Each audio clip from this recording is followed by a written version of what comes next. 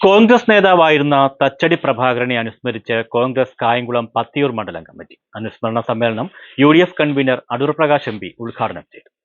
കേരളത്തിലെ കോൺഗ്രസ് രാഷ്ട്രീയത്തിൽ തച്ചടി പ്രഭാകരന് പകരം വെക്കാൻ മറ്റൊരു നേതാവില്ലായിരുന്നുവെന്നും കേരളം കണ്ടതിൽ വെച്ച് ദീർഘവീക്ഷണശാലിയായ മന്ത്രിയായിരുന്നു തച്ചടി പ്രഭാകരനെന്നും പുതിയ രാഷ്ട്രീയ തലമുറയ്ക്കും രാഷ്ട്രീയ വിദ്യാർത്ഥികൾക്കും ഒരു പാഠപുസ്തകമാണ് തച്ചടി എന്നും UDF convener Adoor Prakash MP പറഞ്ഞു.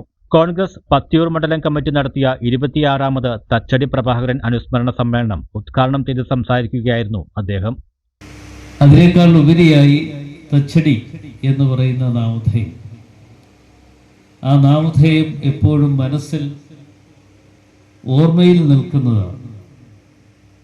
അദ്ദേഹത്തിൻ്റെ പ്രഭാവവും അദ്ദേഹം ഒരു രാഷ്ട്രീയ പ്രസ്ഥാനത്തിന് എത്രമാത്രം സംഭാവനകൾ നിറവേറ്റുവാൻ കഴിഞ്ഞിട്ടുണ്ട് എന്നതിനെക്കുറിച്ച് അനുസ്മരണ യോഗത്തിൽ മണ്ഡലം Congress committee president MG Mohankumar അധ്യക്ഷത വഹിച്ചു.